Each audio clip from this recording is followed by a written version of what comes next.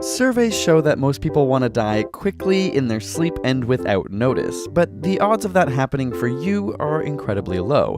So when the time comes, how are you most likely to die? In 1901, the average life expectancy of humans was 31 years old, and in just over 100 years, that average has gone up to 71. If you live in a developed nation like France or Canada, you'll likely live closer to 82, while developing or majority world countries like Rwanda age to 64 on average. And many of these people die in weird ways, including 27 people from selfie-related accidents in 2015. One man died of heart failure and exhaustion after playing StarCraft for 50 hours on end, and annually 100 people die in Russia from falling ice. Not to mention about 70 children will choke to death on hot dogs every year. But if we use the United States as an example of the Western world, we had over 318 million people living in 2014, of which more than 2.6 million died. Almost half of these people died of heart disease or cancer, which is much different than 100 years ago when most people died from tuberculosis and influenza.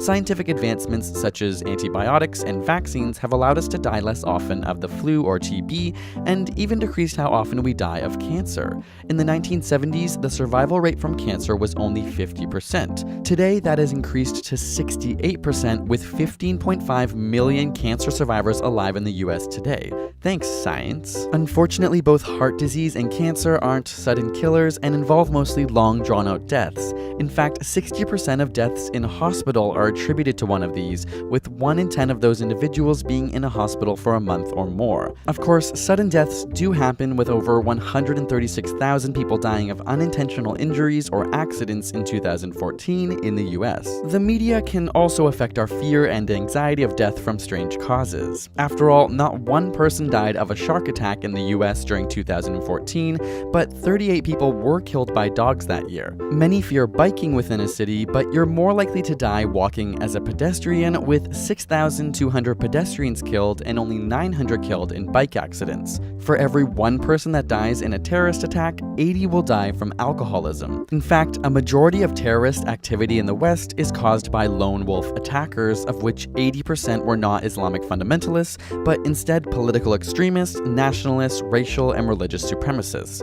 On a worldwide scale in 2015, 78% of all terrorist deaths occurred in just 5 countries: Afghanistan, Iraq, Nigeria, Pakistan, and Syria. Where you live has a big impact on how you're likely to die too. In the 34 poorest countries, you're most likely to die of respiratory problems, not from cigarettes, but from ingesting smoke while cooking.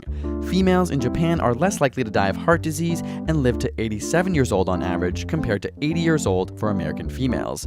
This is often attributed to the Japanese diet. In the future, we'll likely not only live longer, but potentially know exactly how and when we'll die. In fact, a recent computer software has been developed that has been shown to estimate how and when you'll die with 96% accuracy based on medical history, lifestyle, and many other factors. The question is, do you want to know how and when you'll die? Let us know in the comments below. You can also find out the top 5 regrets people have before dying in our ASAP Thought video, link in the description for that video. And subscribe for more weekly science videos.